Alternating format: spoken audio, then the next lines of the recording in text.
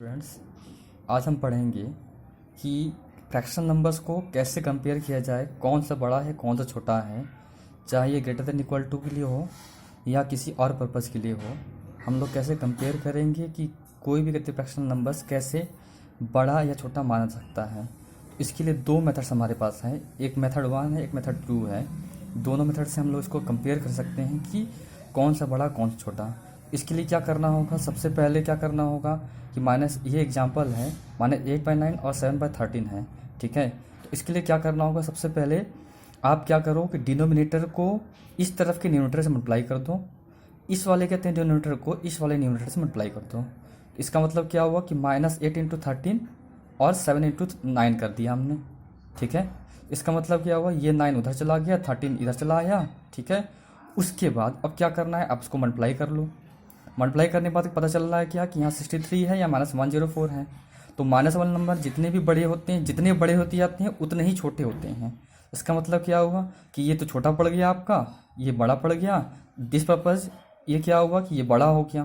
तो आप साइन क्या करोगे, इस तरह घुमा दोगे और फाइनली क्या होगा, आपका आंसर कितना आएगा, इस तरफ का आंसर जो है बड़ा था। तो आप क्या करोगे, फाइनली लिखोगे देयरफॉर -8/9 और ये ब्रैकेट, उसके बाद 7/13, यानी कि आपका ये सिंबल जो है जिस तरह घुमा था उस तरफ घुमा रहेगा। और ये एक्चुअली यहाँ 63 आया है, इसी तरफ आया है, इसलिए इसको 7/13 की तरफ ही घुमाएंगे, -8/9 की तरफ नहीं घुमाएंगे। और दूसरा मेथड कहता है कि हमें क्या करना चाहिए, आप -8/9 लिखिए, 7/13 वही लिखिए और एक बड़े से लंबा लाइन बनाइए, इस तरह से लाइन बना दीजिए। और उसके बाद क्या करना है कि आपको 9 और 13 का क्या करना है, एलसीएम लेना है। जैसे हमने यहाँ ले रखा है कि 9 और 13 का एलसीएम ले लिया है। और एलसीएम लेने के बाद क्या हुआ, इसका एलसीएम निकालिए आप। एलसीएम कितना आ रहा है, 9 × 13 = 117 आ रहा है। अब हमें ये देखना होगा कि 9 में कितने नंबर मल्टीप्लाई करने पर 117 आता है। तो उस नंबर को हमने यहाँ लिखना है और जो नंबर हमने यहाँ लिखा है वही ऊपर भी लिखना है।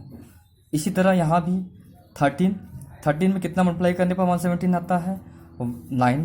तो 13 9 से 117 होता है, ये ही 9 जो हमने यहाँ मल्टीप्लाई कर रखा है वो उसको ऊपर ही मल्टीप्लाई करना है। और फाइनली क्या करना है, आप इसको मल्टीप्लाई कर लो, दोनों को ऊपर नीचे दोनों तरफ ना मल्टीप्लाई करके सिमिलरली यहाँ लिख लो। और उसी तरह यहाँ भी 7 × 9 63 होता है, 13 और 9 क्या होता है, 117 होता है, आप इसको लिख लो। फाइनली अब यहाँ क्या करना है कि डिनोमिनेटर आपका बराबर हो गया है। जब तक फ्रैक्शन नंबर्स में डिनोमिनेटर बराबर नहीं हो जाता तब तक कहते हैं हम किसी फ्रैक्शन नंबर को कंपेयर नहीं कर सकते हैं। इसका मतलब क्या हुआ, अभी कंपेरिजन आपका कहते हैं इक्विवेलेंट हो चुका है क्योंकि डिनोमिनेटर बराबर हो गया। और फाइनली क्या करना है, अब यहाँ देखना ये है कि 104 माइनस में आ रहा है और 63 ये प्लस में आ रहा है। इसका मतलब क्या हुआ कि 104 भले ही बड़ा है लेकिन इस पर माइनस साइन लगने की वजह से क्या हुआ, हमने क्या कहा कि 63 ही बड़ा होगा, क्योंकि -1 नंबर जितने बड़े होते जाते हैं उतने ही वो छोटे माने जाते हैं। तो फाइनली क्या करना है, हमें कहते हैं सिंबल इस तरह घुमाना है। और उसके बाद क्या करना है कि अब हमें आंसर लिखने की बारी जब आती है तो हम क्या करेंगे कि इस साइड वाला कहते हैं ग्रेटर हुआ था, तो इस साइड वाले ग्रेटर होने की वजह से हम क्या करेंगे, इस साइड वाले को ग्रेटर बना देंगे। फाइनली क्वेश्चन से हम लोग देख कर कि 7/13 इधर लिखा था, 7/13 इस तरह लिखे हुए हैं, और -8/9 इधर लिखा था, -8/9 इधर लिखे हुए हैं, और ग्रेटर साइन इस तरह बन गया। इसका मतलब फाइनली हमें ये देखना है कि हमें क्या करना है कि जिस तरफ का चीज़ है उसी तरफ उसको उतारना है। 7/13 इधर का था तो इधर ही उतारना होगा, और -8/9 इधर का था तो -8/9 इधर ही उतारना है। और कंपेरिजन पर्पज़ के लिए ये जरूरी है कि हम क्या करें, डिनोमिनेटर को बराबर करते हैं। और डिनोमिनेटर बराबर करने के लिए हम क्या करना होगा, एलसीएम निकालना होगा। ये तरीका है। अच्छा, अब अगर दूसरी एग्जाम्पल की बात किया जाए तो इसमें क्या हो रहा है कि दोनों तरफ माइनस है, जबकि इसमें क्या था कि एक तरफ माइनस एक तरफ प्लस था।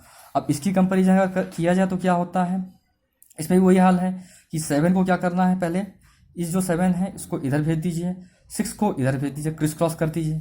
और फाइनली क्या हुआ, 7 यहाँ मल्टीप्लाई कर रहा है तो -5 × 7, ये -5 × 7 हो गया, और -6 × 6 हो गया, ये 6 उधर चला गया, ये 7 उधर चला गया। अब उसके बाद क्या करना है, 5 7 से कितना होता है, 35 लिखिए, माइनस सेम आ गया, 6 से 36 हुआ, 36 यहाँ लिखिए, -36 आ गया। अब इसके बाद यहाँ देखना है क्या है कि कौन सा बड़ा है, तो -35 भी बड़ा माना जाएगा, जबकि ये माइनस में है। माइनस में नंबर जितना बड़ा होता है उतना ही छोटा माना जाता है, इसलिए आप 35 की तरफ सिंबल घुमा दीजिए। और फाइनली क्या हुआ, अब हमें फाइनल आंसर अगर लिखना है तो हम क्या करेंगे, कि इस तरफ का नंबर ही कहते बड़ा आया है, इसलिए -5/6 इधर ही का था, -5/6 लिखिए, -6/7 लिखिए, और ये इधर ही का था, इधर वाला नंबर बड़ा हुआ है, इसलिए फाइनली हम इसको ऐसे करेंगे, इस तरह से घुमा देंगे, इस सिंबल को ग्रेटर साइन इधर ही दिखाएंगे। ठीक है। अब दूसरा मेथड अगर बात किया जाए, जैसे हमने पहले पढ़ा था, इसमें भी वही चीज़ है कि आप क्या करो, 5/6 इस तरह लिखो, सेम क्वेश्चन, -6/7 सेम लिखो, अब उसके बाद क्या करो, इस नंबर इस लाइन को बड़ा बना दो, ये डिवाइड लाइन है इसको बड़ा कर दीजिए आप। आफ्टर ऑल क्या करना है, 6 और 7, यानी ये जो 6 और 7 है इसको क्या करना है, इसका एलसीएम निकाल लीजिए। तो 6 और 7 का एलसीएम निकालते हैं तो हमें क्या मिलता है, एलसीएम 6 × 7 = 42। ठीक है।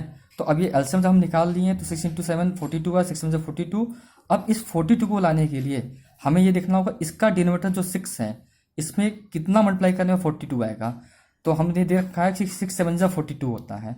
अब ये जो 7 मल्टीप्लाई हुआ है यही ऊपर ही मल्टीप्लाई कर दीजिए, और यहाँ भी उसी तरह 7 कितने 42 होता है, 7 6 42 होता है, तो इस 6 को ही ऊपर ही मल्टीप्लाई कर दीजिए। और फाइनली क्या करना है, आप मल्टीप्लाई कर लो, नीचे का नीचे तरफ मल्टीप्लाई करके लिखो, ऊपर का ऊपर की तरफ मल्टीप्लाई करके लिखो, सिमिलरली जैसे जैसे फ्रैक्शन लिखते हैं। तो -35/42 आया, -36/42 आया। अब क्या करना है, यहाँ कंपेयर करिए आप कि यहाँ पर 42 दोनों बराबर हो गया, जैसा हम चाहते थे कि डिनोमिनेटर जब तक बराबर नहीं हुआ तब तक कहते हैं हम कंपेरिजन नहीं कर सकते हैं। तो फाइनली क्या हुआ, कंपेरिजन आपका इजियर हो गया। अब 36 -36 और -35 में कौन सा ग्रेटर होगा, तो -35 ग्रेटर होगा।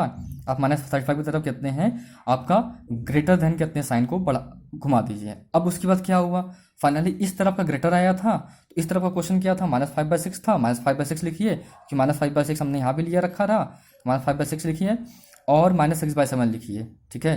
तो अब इसके बाद क्या हुआ कि साइन आपका इधर ही घुमा था, आप इधर घुमा कर रख दीजिए, क्योंकि ये -5/6 ये -35/42 -5/6 से ही आया था, -36/42 -6/7 से ही आया था। तो हमने इसको ऐसे प्लॉट कर दिया और वापस से कहते हैं साइन को इस तरह घुमा दिया। इस तरीके से हम सीख सकते हैं यहाँ पर कि किस तरह से हम फ्रैक्शनल नंबर्स को कंपेरिजन कर सकते हैं। अगर ये कहते हैं आपको कहते वीडियो अच्छी लगी है तो आप बिल्कुल लाइक करिए और सब्सक्राइब करिए।